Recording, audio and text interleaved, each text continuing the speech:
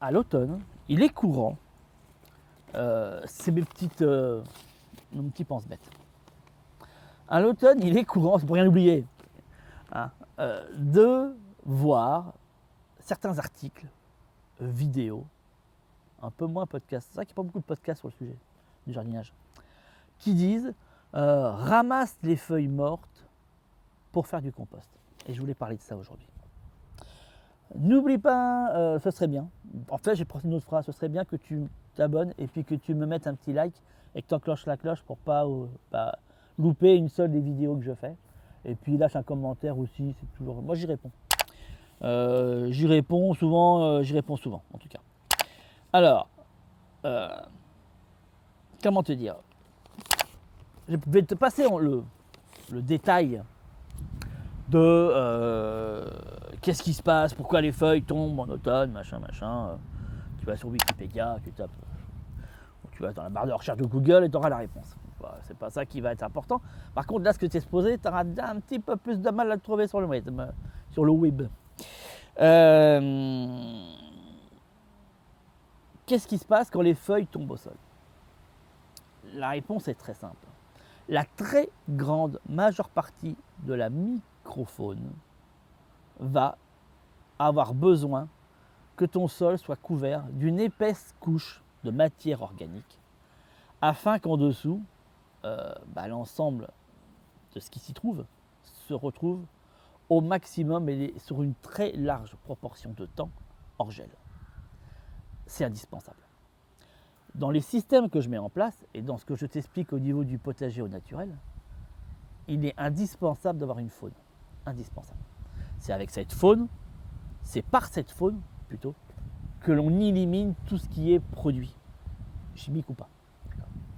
Le fait de mettre de la bouillie bordelaise, le fait de mettre d'insecticides, pesticides, mettre des engrais chimiques, toutes ces choses-là.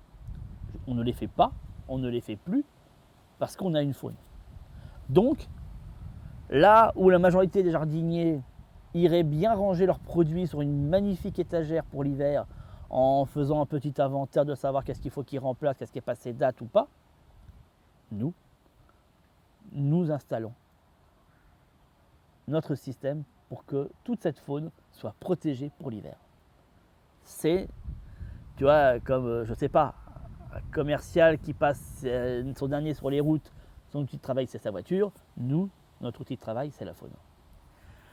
Donc il est indispensable qu'on la préserve au maximum et qu'on fasse attention à elle et qu'on lui prépare un joli nid douillet pour l'hiver.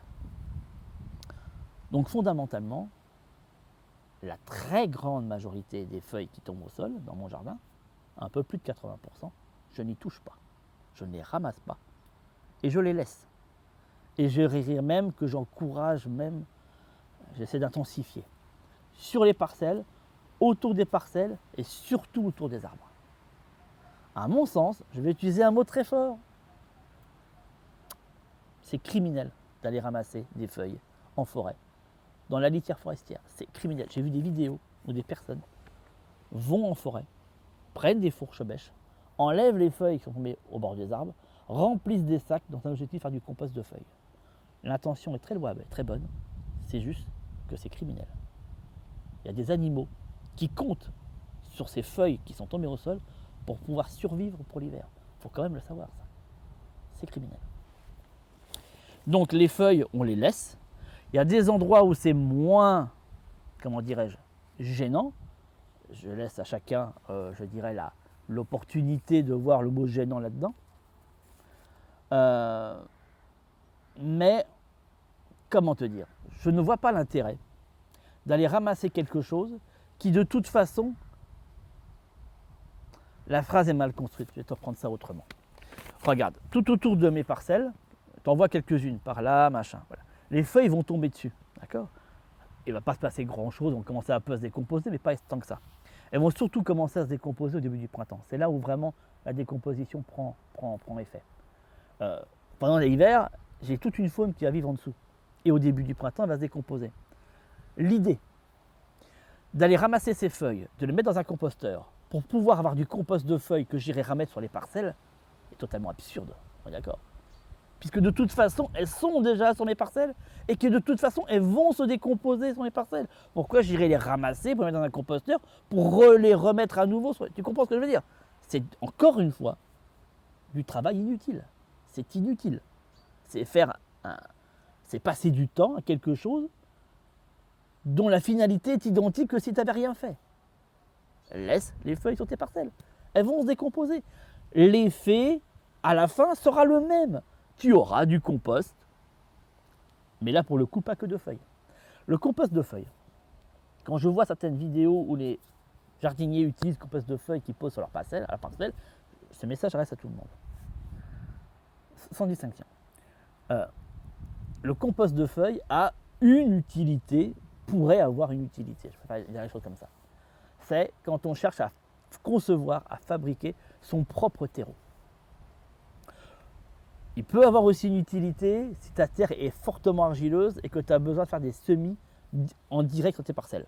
Tu peux mettre comme ça ce terreau-là qui permet à des graines très fines comme celle de la carotte par exemple de nettement mieux germer. Et effectivement, il sert aussi à concevoir un terreau très fin pour des graines très fines, comme par exemple des graines de certaines plantes médicinales, comme l'amande par exemple. Hormis ce cadre-là, le compost de feuilles n'a aucun intérêt. Aucun. C'est un compost qui va avoir un ratio 16 sur N effectivement assez élevé, mais néanmoins, qui va être très pauvre. Il n'est composé que de feuilles. Un compost de qualité, c'est un compost qui est composé de différentes matières, de tout un tas de matières. Effectivement, il y a des feuilles, mais aussi tout un tas de choses. Il y a un peu de paille, il y a un peu de branchage, il y a un peu d'éléments verts, il y a tout un tas de trucs, tu comprends? C'est une diversité de différents végétaux.